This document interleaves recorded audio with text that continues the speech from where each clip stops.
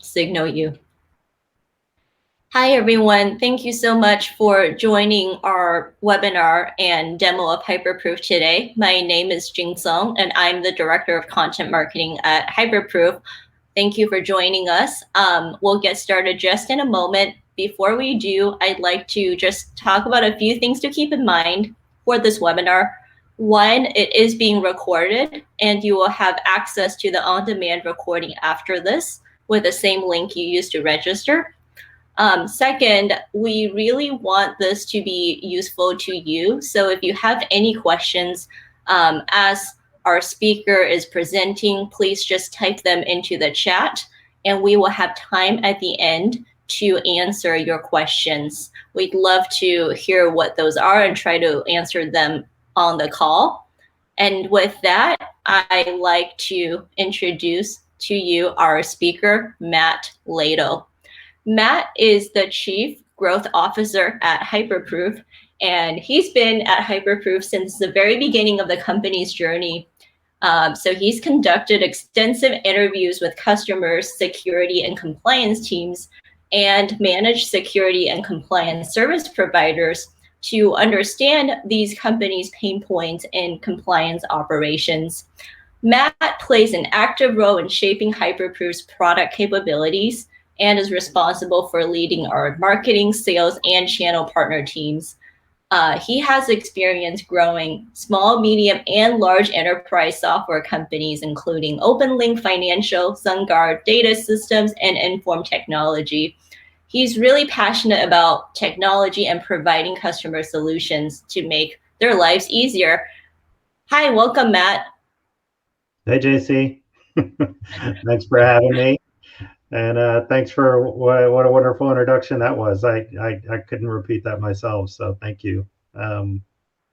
Yeah, so I mean, first off, everybody, I mean, very, very nice to meet everybody. Thanks so much for taking time out of your busy days to talk with us and to talk with me. And I guess just a couple of things to enumerate past that. The picture that you see on the left, if I was actually on the screen right now, I'm just a little bit older than that. So that is a younger version. I just like to poke fun at myself in that regard. But I'm really excited, to talk with everyone this afternoon or this morning, depending on where you are. And, just to kind of talk a little bit about what we're going to walk through here. We're going to talk a little bit, first of all, just about, what we're seeing in the market and some of the trends that are ongoing there, and talk a little bit about how we think things, probably need to change, and some thoughts around, what to think about there. We're also going to talk a little bit about, as we've spent, the last 3 years, in the market, talking to security assurance professionals, talking to compliance professionals. We've thought about a different way to kind of internalize and look at, the problems we're all facing. And so we'd like to walk through an operating model that we think makes a lot of sense, and something for your consideration there. And then obviously would like to talk through a little bit of, we are a software company. So would love to just talk and introduce you to Hyperproof, the product. But that will be a relatively short introduction to the product itself. And then come back out of all of that, come back to this presentation, and really, for one, point to where some of the resources are, but more importantly, answer any questions, and then ultimately close out our meeting together. So that's really our agenda today. JC, anything else you wanted to add before I move forward? No, you've covered it, Matt. Okay, great. So we'll move off of this slide. I don't like looking at myself anyways. First off, let's just talk a little bit about, the landscape, and I will probably not spend a ton of time on this particular slide, because I think this is reflective of everybody in this audience, what everybody's experiencing.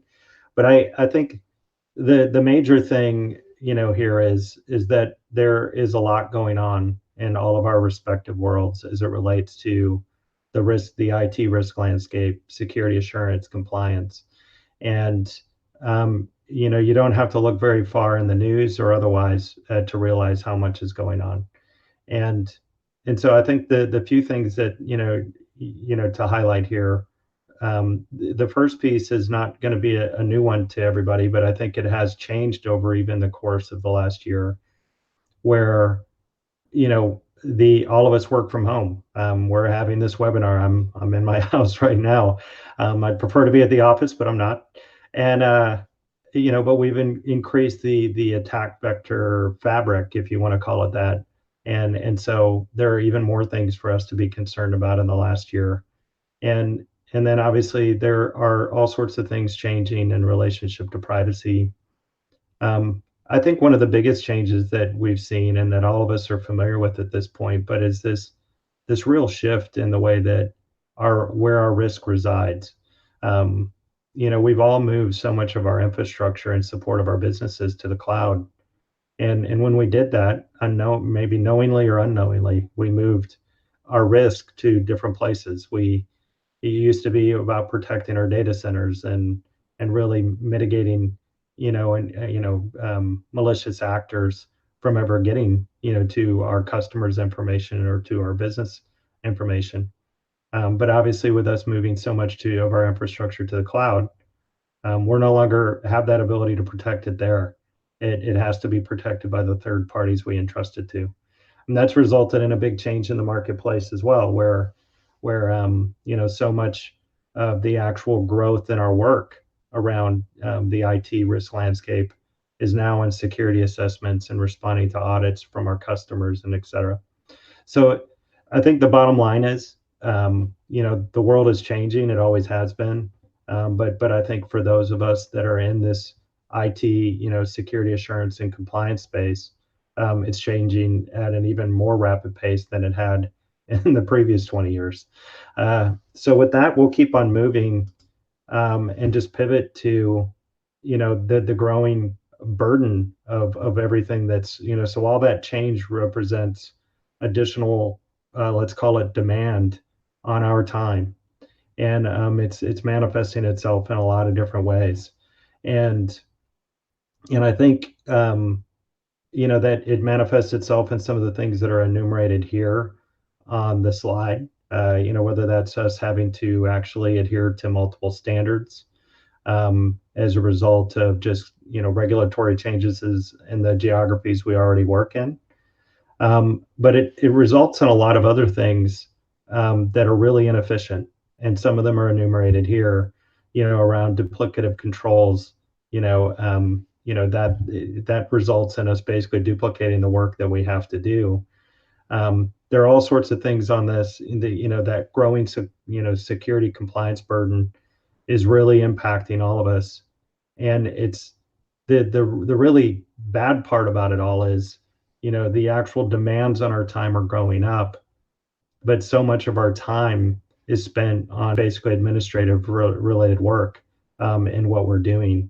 And we see that as a huge problem and a growing problem, actually, just because people don't have great solutions and great operating models to work out of that particular situation. So I think the major point on this slide is, the burden is going up, the actual demands on our time is going up, and actually at the same time, the supply of our time and the supply of our resources is actually it's not being improved to sit there and respond to those demands. And so we'll keep on going from there and just move to the next piece, and I think one thing to highlight here, and JC, I'll call out JC in this, is every year at Hyperproof we conduct, we call it the IT compliance benchmark survey. And so we run that at the end of every year. And it yields a lot of very interesting results about the marketplace and the world that we live in. And this year we ran that with 1,000 people, just to give you a little bit of background on the survey itself. And it really focuses on people like yourselves that are in attendance at this call, And we basically surveyed 1,000 people or 1,000 different companies across the United States or North America, and also over in EMEA. And one of the interesting results of that survey is a compliance focused approach doesn't work, or doesn't really mitigate the risk the way that you might think it does.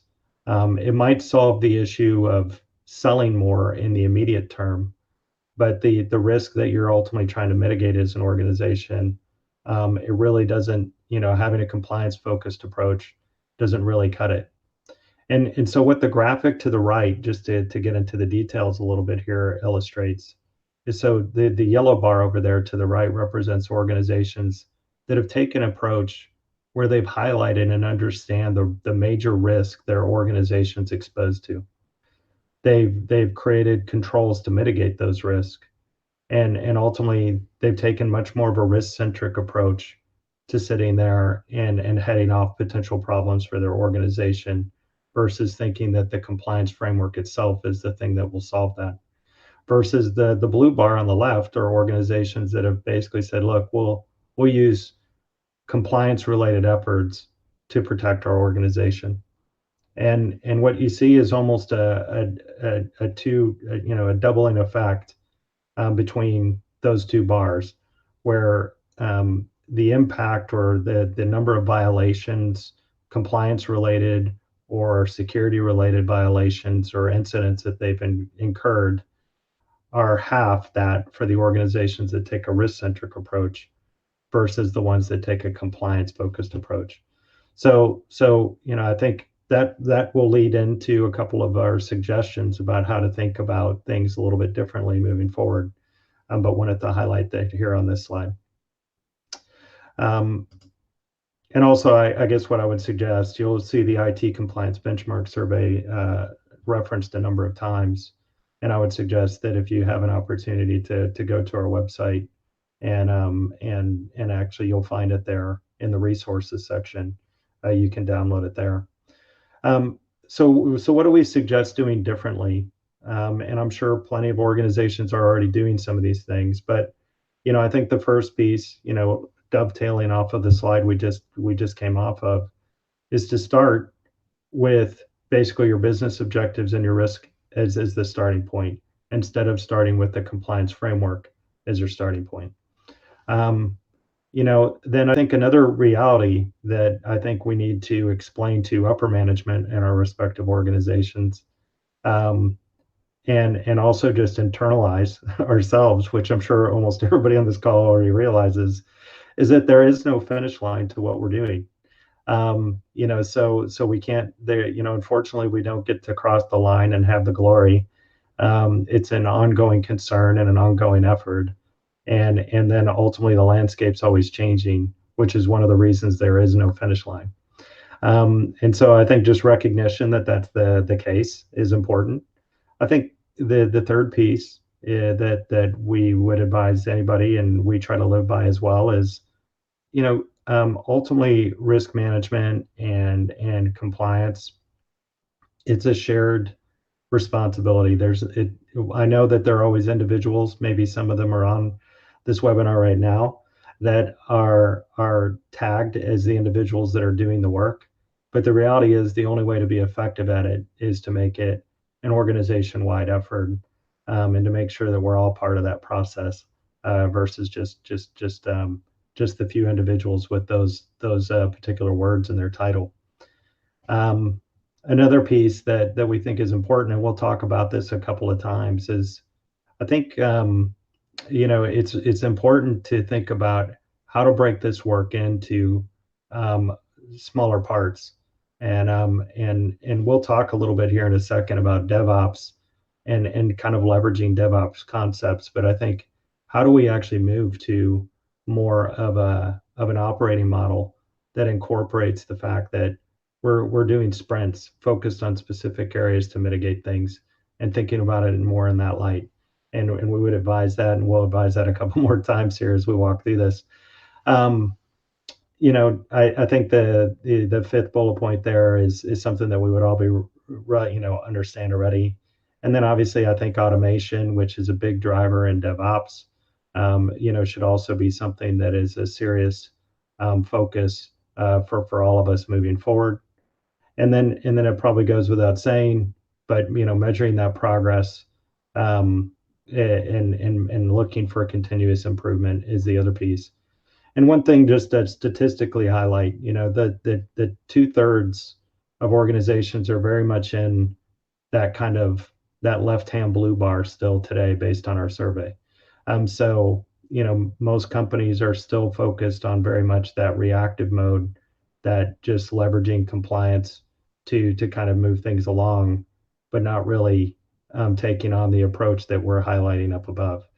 And so obviously there's still a lot of work to do for all of us as organizations to kind of change tack and move in a direction that'll help us get there. And with that in mind, I'm gonna kind of pivot here out of some of the kind of current state of things and some of our thoughts on how to improve it into kind of a concept that we've been noodling on and thinking about for ever since the start of Hyperproof. And that is really kind of moving towards something that I think one problem that we've seen in the marketplace is that the current approaches, and especially with as much it's in flux, they don't lend themselves to scalable. And it's hard to understand like what's actually been achieved in the course of a month, and look back on it and actually understand those things well. And so we've been noodling on all of those concepts, how to actually keep organizations safe, but also how to just rethink the way that we approach the work we do. And we wanted to bring up, some of our thoughts there or our point of view and talk through that with you. So I think to just pivot to the first part of it is just a what we would call a compliance operations maturity spectrum. We all need a North Star. We all need to understand where we're ultimately trying to go, and spectrums and kind of laying out that idea and where that North Star is part of helping us understand where we need to go. And here we've just laid out it very simply, level 1, 2, 3. And 66% of organizations are really over in that level 1 category where the work is still reactive and it's driven by compliance events. And ultimately, where do we need to get to? A place where the work that we do can be much more aligned with the business, whether that's mitigating risk on behalf of the business or whether it's supporting the business growth goals of the organization too. How do we get to a place where what we do as individuals and as teams, is ultimately seen as a strategic aspect of actually growing and the actual businesses that we work for and work within. And so we think it's important to have a North Star. I think here is just one way to look at what that North Star is when you internalize what level 3 is. But we're going to talk through some of the key concepts there and other slides. Moving ahead just a little bit further, and this is an important part that I'd like to spend a little more time on, is we've come up with our point of view is that we really need to make ComOps work. So we've taken that DevOps piece and said, okay, we took a very heavy view. We've got some really, really great engineers on our team. All of them understand DevOps in spades. And we spent a lot of time internalizing DevOps and looking at how we can apply some of those concepts to ComOps, which is what we've termed this operating model. And to be, before we jump into the individual cells, 1, 2, 3, 4, 5, I think the one thing to realize is we don't see this as a journey that is ever done, to be reflective of what we talked about previously, but it's an iterative process, and we're running through this process again and again and again.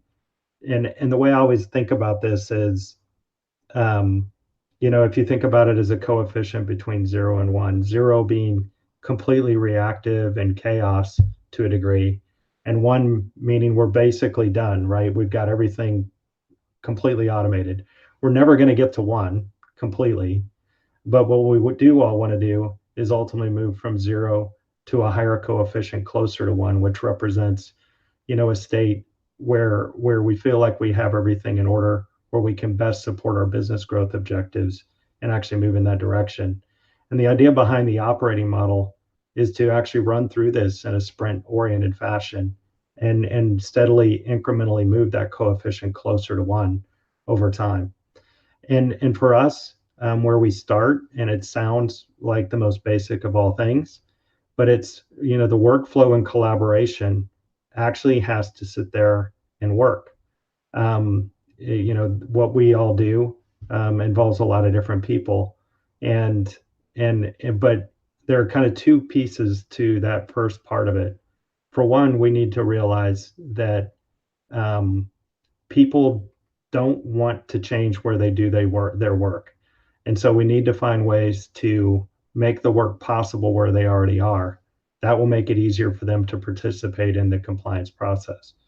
Um, and then two, it's important to have a place that ultimately brings all of that workflow into one area, but allow people to work where they are, and at the same time, have a way to make sure that all of that context is preserved in one place.